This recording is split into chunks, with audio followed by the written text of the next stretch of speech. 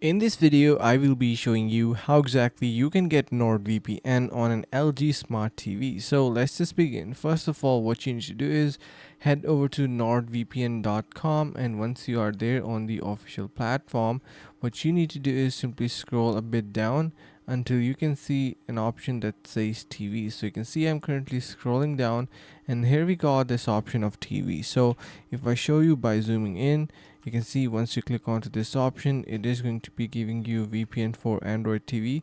Since the LG Smart TV uses the same Android services, you have this option to download a VPN for Android TV. It can enhance your streaming experience and also encrypts your connection, helping you avoid traffic based bandwidth. Now, before we download this, I suggest you simply get 70% off on downloading. Why not? Because it is going to be giving you a lot of value, and how to get that 70% off is by using the link in the description below. So make sure to try that out. So once you download it, you can see you have your NordVPN for your LG Smart TV, and that's how it works. I hope this is going to be helping you guys out. Thank you so much for watching, and see you in the next video.